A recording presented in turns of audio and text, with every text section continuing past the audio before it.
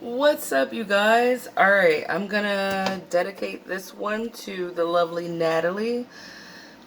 Natalie, you're super special, especially because I did this video once already and it like erased itself. So maybe I gotta try it a different way. Natalie asked me to do a video on the reverse discard. Let's just go straight into it. The reverse discard is when a narcissist straight up does, obviously intentionally, does so many insidious fucked up things to you, but they up the ante on it. Why do they do that? Because they want to make it so bad for you, like so bad for you, that you get to a place where you just can't take it anymore, and then um you get rid of them, right?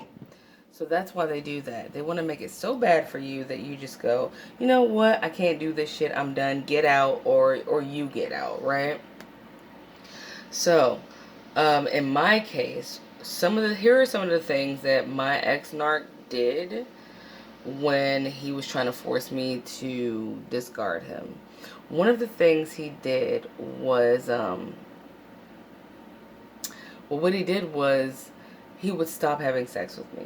But he would do this occasionally in general, which in hindsight I used to think was because he was oversexed by cheating a lot. That wasn't really all that there was to it, though. He withdrew kissing me. He withdrew hugging me. He withdrew talking to me. He withdrew sex. He withdrew sleeping in the same bed. He withdrew coming home on occasion. He did so many things like that to make it very clear that to him I was no longer desirable nor valuable to him.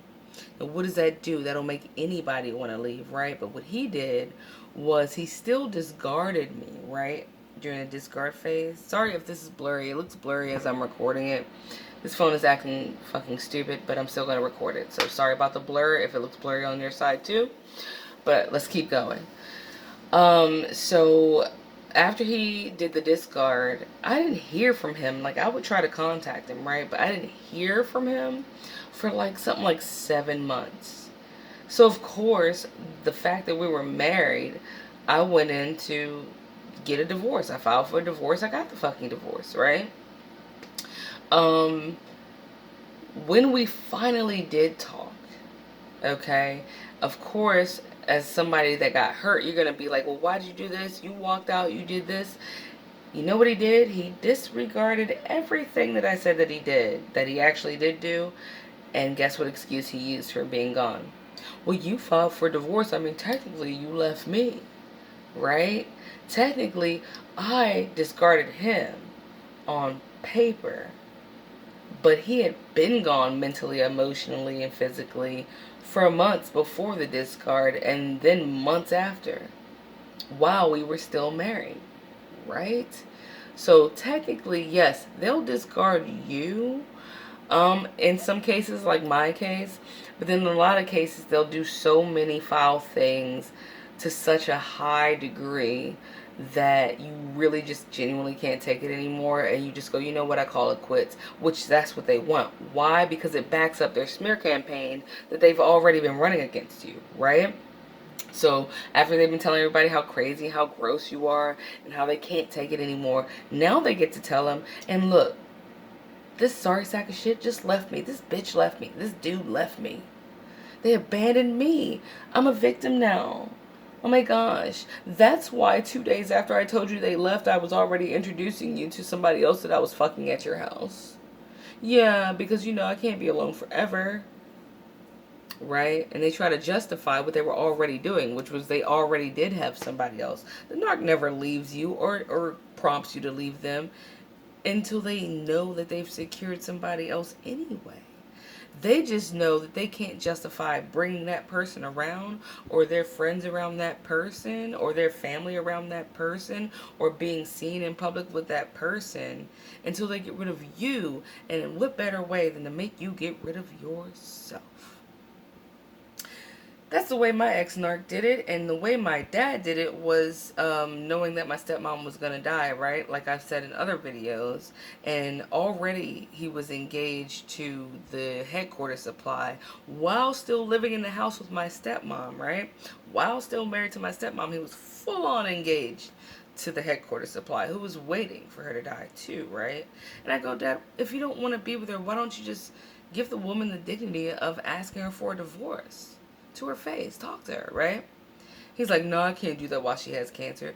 Bitch, you don't care that she has cancer. You can't do that because she has cancer, because you know how gross you're going to look to everybody around you.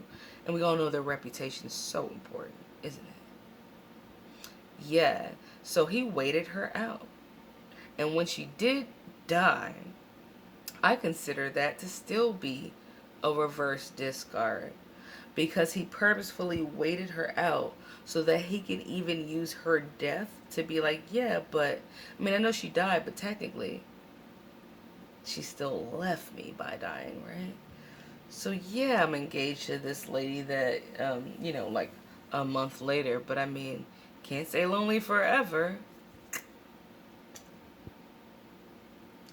The reverse discard is really gross, and it's really the last if you cut all contact off, if you go no contact, the reverse discard, any discard for that matter, but the reverse discard is like the last major manipulative act that the narcissist will do to you, which is do a bunch of gross things to you, take no accountability for it, and then make you get rid of yourself by getting rid of them, which then makes you the villain in the story that they've already been telling people. So Natalie, lovely Natalie, I hope that this helped, and I hope it helps some of you guys out there. And all right, love y'all. Bye.